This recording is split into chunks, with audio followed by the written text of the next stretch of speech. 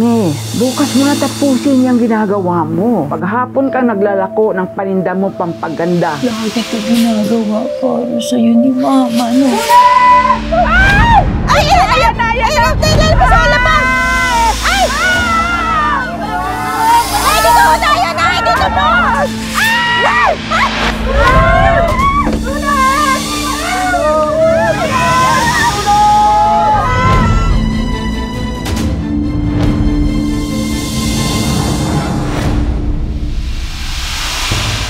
Mahirap para sa akin nakikita kang laging ganito, Ami.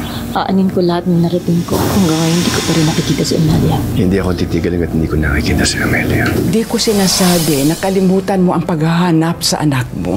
Bigyan mo naman ng pagkakataon ng sarili mo na magpatuloy ang buhay mo. Hindi ba pwedeng magkaroon tayo ng sarili nating anak? Baka sakaling ano? Makalimutan ko ang anak ko? tinutulungan kitang ayusin ang buhay mo, Ami! Kahit kailan hindi tayo magkakaintindihan! Sir, lilinisan ko lang po. Aray ko. Dali, pahatid kita sa driver sa clinic. Okay lang po ako. Kaya ko naman eh. Kayo ho, kaya niyo pa ba? Andito lang po ako kung kailangan niyo ng taong magpapagaan sa loob niyo. Mga hayop kayo! Ang babastos niya! Isusumbong ko kayo kay Ami. Hoy! Matanda ka!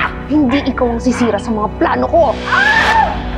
Bumili lang si nanay ng pagkain sa talipapa. Babalik na kagad yun, no? Matagal na rin naman siyang mukha-mukha simula nung maiwala niya yung anak niya. At ako, dakilang kabit ganun. Ayoko ka! Ayoko ka! Ayop kayo! Tumahimik ka. Inumin mo to. Ayoko mamatay ka kaya inumin mo na yan, pero ayaw din namin makulong. Sige na! Sir, parang sobra po atang biglaan ang pagpapaalis niyo sa amin. Matatagalan po si Ami sa abroad dahil sa negosyo namin. Ako na lang ho mag-isa rito kaya kaya ko na naman. Simula ngayon, ako na ang bagong reyna sa mansyon na to.